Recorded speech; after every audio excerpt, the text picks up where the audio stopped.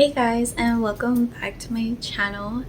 In today's video I want to talk to you guys about my condition, and mostly because this month is Dysautonomia Awareness Month. So in case if you all don't know, I recently got diagnosed with IST in the month of February or March. No, in February.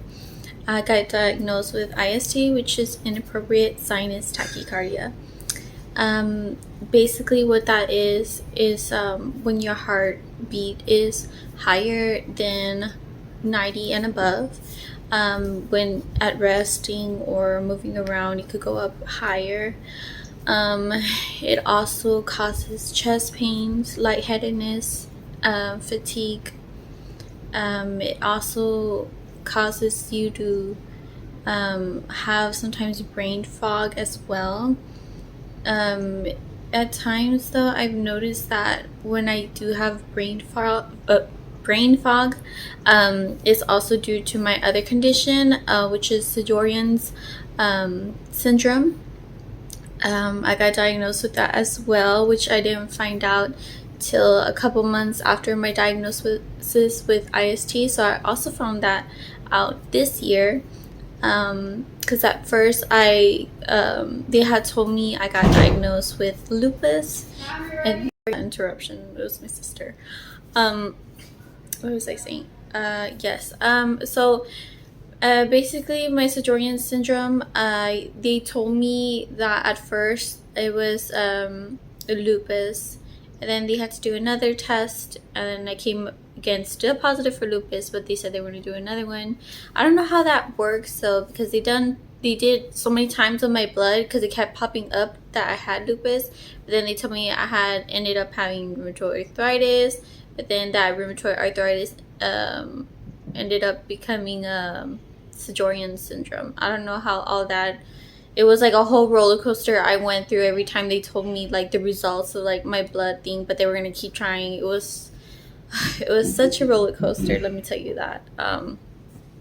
So they told me I had that as the Sjogren's syndrome, and that's also been interfering a lot with my IST, because Sjogren's syndrome, not only is it dryness, dry eyes, dry mouth, dry skin, dry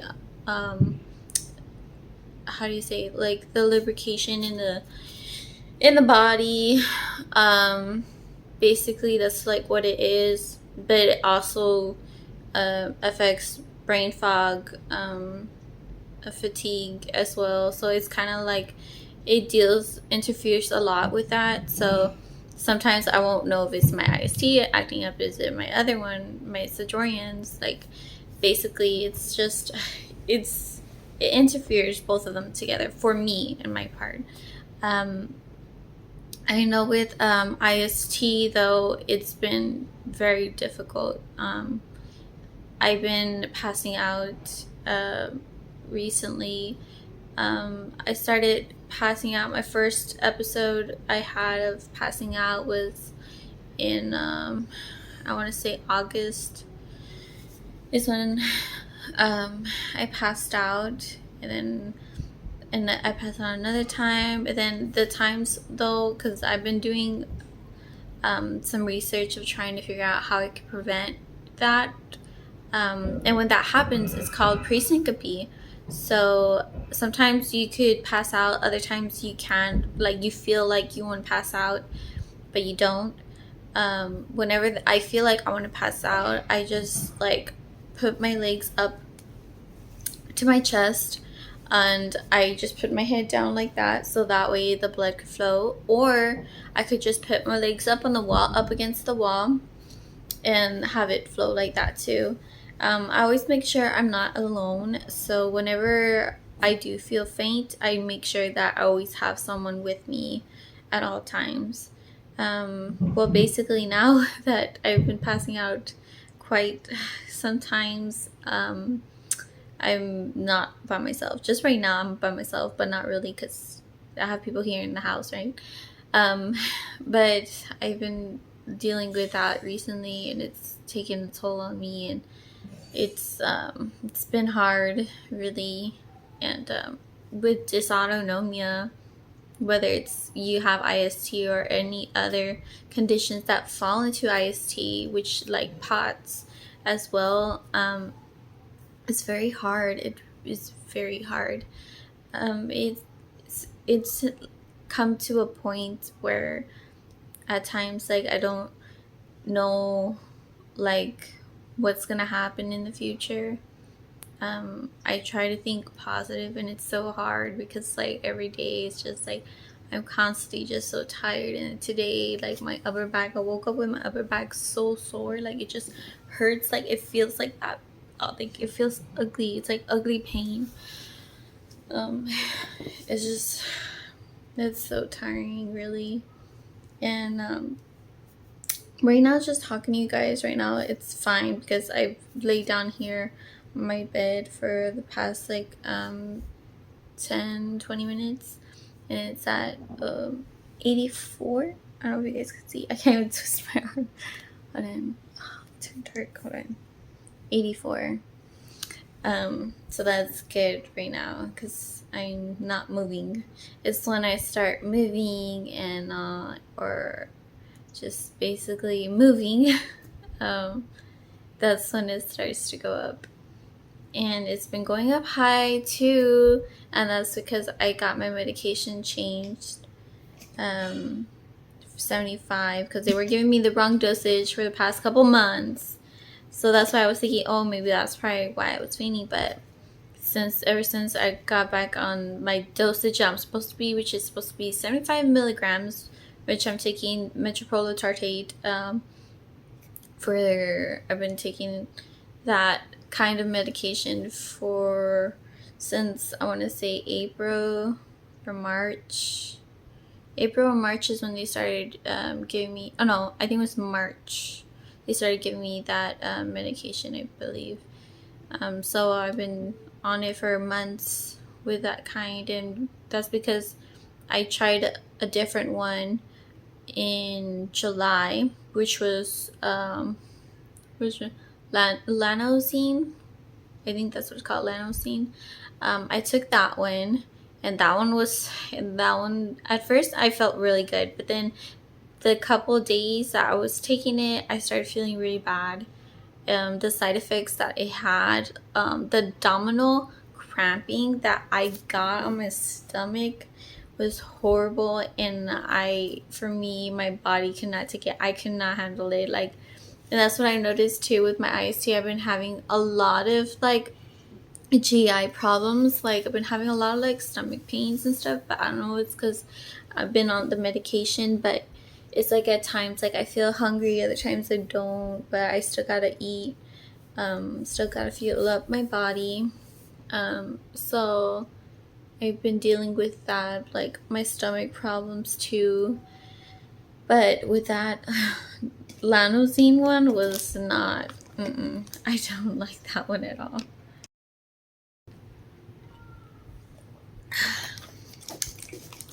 Gatorade.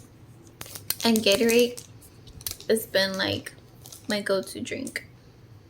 So Gatorade helps me a lot, especially because of the electrolytes. If you have IST, it does help a lot for feeling a little bit, to have some energy. Maybe not a lot of energy, but it gives you at least to go by throughout your day. The top things that I try to avoid, hold on, I'm just checking the time because I gotta pick up my son in a bit. The top things that I try to avoid on food, it hasn't been any actually. I thought I had some foods that would trigger it, but no, not really. Some people say they do, but I've been recently doing a diet. I started barely last week, and this week's already Friday, so already 1 week on my new diet. So I haven't seen any difference in my body because I'm still like feeling really bad. So haven't noticed anything. So, but that's just me. That's just barely 1 week too. So I gotta give it time. So with having dysautonomia and having my Sjogren's syndrome, it's been very difficult. It's been a challenge on my body. It's been hard on my family to see me get like this, to times that I have days that I feel really bad, or times that when I pass out, like, they're thinking like the worst like possible thing, because for me personally, I've been through a lot of like medical problems. First off, I had a heart attack. Yes, I know I was very young. I was 22. Right now I'm 26. So yeah, I was pretty young when I had my heart attack, and it was the most scariest like moment of my life ever. And I am so thankful that I'm still here, that I'm able to talk to you guys. But they did a heart cath, and they didn't find anything, no blockage, no nothing burst or anything in there in my heart. So that was good. That was a good thing. So the worst thing is, though, they never found out why that happened. I just thought it was because I ate Subway, and it just made me feel bad, because literally that's how it happened. Like, I thought it was just food poisoning that I had, and then to find out I was actually having a heart attack. So, like, oh, snap. Okay, put that here. Okay. But yeah, Subway. I ate Subway because I wanted to get a different item that I usually don't go for, and that's what happened. I ended up getting food poisoning. They gave me a shot, and then I still kept throwing up. And then the afternoon, when I got home from the doctors, I was just resting, trying to drink, but everything would just basically come out. I started getting this very awful chest pain, and it felt like pressure. It was like I felt like someone was sitting on top of me, and I felt like I couldn't breathe. And I just remember I was crying. I was saying, no, something's wrong. My mom didn't want to take me because she thought that, oh, it's just because I was throwing up a lot. Like, my chest hurts, right? So, and I was like, no, I don't feel wrong. And my dad was like, no, we gotta take her. So they took me, and then with the blood, that's how they found out. So my troponin levels was at a 6. For indicating for a heart attack, it's has to be a 4 and up, and for me it was at a 6. So that's how they detected it was a heart attack. And they didn't tell me that I had a heart attack until after they did me a heart cath. And I think the reason why was because or when did they tell me? Because I don't think I knew what was going on. I was just agreeing with them with everything that we're doing to help me just get better, because I thought, like, I just want to stop throwing up. Like, I want to feel better, because I felt so awful. Like, I felt so exhausted. And my mom, I don't know if my mom ever asked why did I had to do a heart cath or whatever. But I didn't find out why they did that to me until I woke up from the surgery, and they told that's when the cardiologist came in, and they're like, the reason why we did the heart cath was because you suffered a myocardial fracture. I think that's what it's called. He said you suffered a heart attack, and I was like, what? I was so out of it, and my family was like, what? Like a heart attack? And they're like, but we did the heart cath, but nothing came out. We don't know how this happened or why it happened. It just happened, but you're fine now, and you just we're gonna be giving you some aspirin and stuff like that, because they give that to you after you have your heart attack. They give you some baby aspirin to take. So I remember taking that, and they would always monitor me. I was in the ICU is where they had me, because since I had the heart cath, so they put me there, because that's where all the heart patients, strokes, trauma, and all that, they go there in the ICU area. So I was in the ICU area for about a week. And that whole week, I had to try to gain strength, because I was so weak from throwing up, suffering that heart attack. Like, I remember, I remember how it all like went down and everything, and I remember learning how to walk, because the entrance for it, where they did my surgery, is through the groin area, so they did it over here on this side. And I had to learn how to walk, and I remember being so scared to even look down on my cut. And then to find out, I didn't find out how my cut was. Yes, I remember it's all like squishy. I didn't find out about my cut till I got back home from the hospital the week after. And I remember my mom had told me if I wanted to take it off, because she was trying to help me get in the shower. And I was like, I remember I was crying that I was like, I don't want to see it, I don't want to see it. And my mom, she checked it, right? And my mom was like, there's nothing there, like you can't see literally nothing. And then I checked, and I was like, there's literally, it doesn't show anything. It's just a tiny like little dot, because I guess it healed like from that week that I was healing, and they kept checking it, my physician, all the time. So I was like, oh my gosh, I was like freaking out over nothing, because it's literally like, it's like a hole they go through there, through the groin. So it didn't leave any like scar or anything, so that's good. But yeah, I remember trying to have to walk through the halls there in the hospital, and it was just like it felt like I was in there for a long time, like I was never gonna get out or something. But after I had my heart attack, I also had suffered a couple months later, having to do my follow-up appointments with cardiologist. So that went out for years, and this happened in 2019 or in 2022.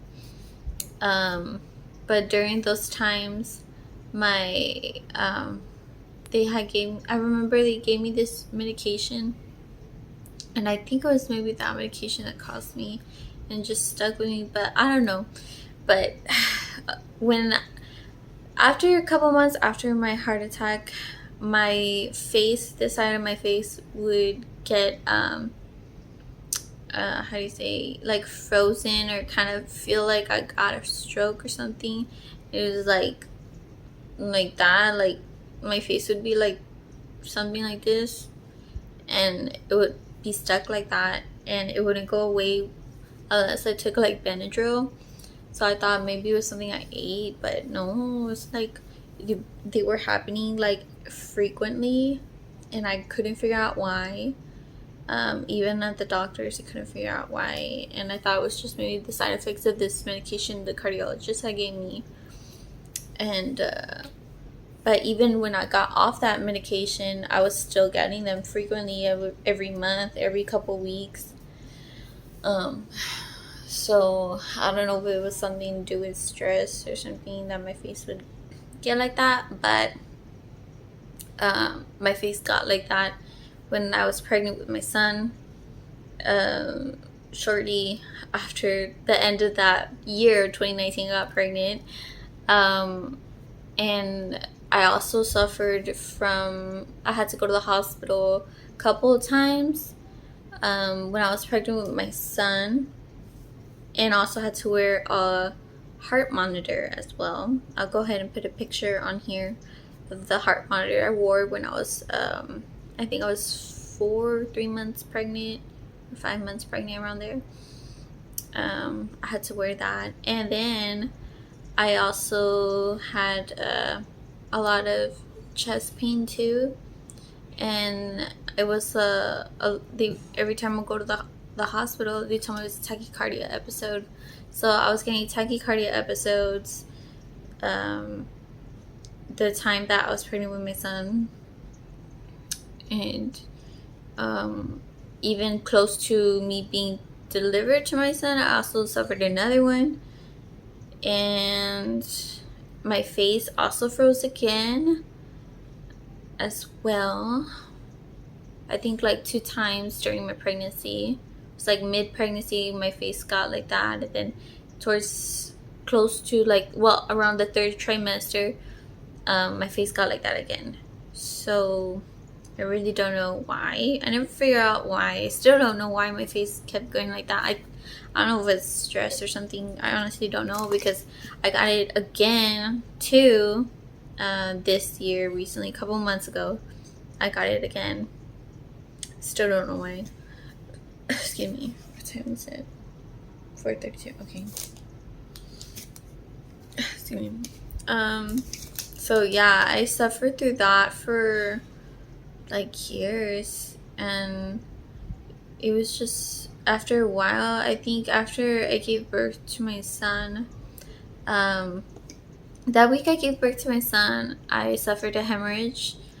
Almost died because I lost a lot of blood. And I had to do a blood transfusion. So I had to be away from my baby boy that first week of delivery. Well, that was like for a day or two. Yeah, I think like a day or two I was there. And then that year of my son, before he was gonna turn 1, so like when he was like 2-3 months old, I was good. Like I felt like, I was good again. Like I didn't feel sick or anything for that whole first year. But I still had to keep doing, I think I still had my cardiologist appointment still, because since I had that tachycardia before I was pregnant, so I still had to see him every 6 months. And then when my son turned 1, and from there on, before he was gonna turn 2, last year was the last year I was supposed to see my cardiologist. Like that was it. Like that was the last time I was ever gonna see him, because I was fine. I was doing good for already a year of no incidents or chest pains or anything like that. So I was like, yay, like finally. I remember I even posted on my Facebook. I posted on my Facebook, I'm gonna put it here, that I was done with seeing the cardiologist. I was glad I didn't have any problems, and it's like I was literally just jinxing myself, because look where we're at now, So it was like, man, like I can't catch a break. I can't just live normal, just live peacefully and with no worries of my health, because every time I try to start something like fresh and new, like something always has to come up or always happen. But I mean, that's life. Life throws us at a curveball for no reason. I mean, who are we to question our own faith, what fate has for us, So I mean, it is what it is. That's the way I see it for me right now. I'm not angry, I'm not mad at God or anything of the reason, like why he made me like this. Why am I always seem to be the one that's always sick in this family? Like, no, it just happens for a reason. I just want to sorry, I'm like really getting tired. I just want to make it possible for people who have this or have it worse than me, that we can do what we want to do, like strive to do things and try to see ways to manage this, because the only way out of this is to manage it. Only to be able to control our symptoms you know, even at times when we can't control them, you know, we're trying our best to keep going into this disease that we have, this condition we have, unfortunately. It's hard. It's very, very hard. And if you are going through this, you know, you got this, you're strong, you are not alone in this. You know, we can make it through together, and we could go more and beyond. And I know it's hard. I know it's difficult, and there's times where you feel like you want to give up, like you just don't want to deal with it. You just want to be in bed all day because that's all it is that you want to do. It's all it is, that you want to just stay home. You're missing out on social events, you know, weddings, graduations, friend gatherings, reunions. You know, it's hard.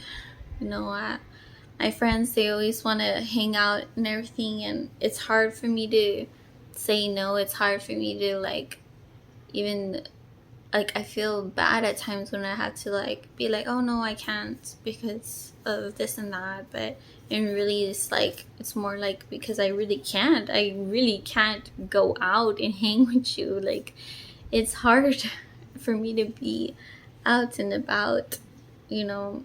And there's times that I'm able to handle it, but only if I'm able to know that I'm going to be sitting down and I'm gonna, like, not move too much, or make sure I don't drink any caffeine too much, you know. It's hard. It's very hard.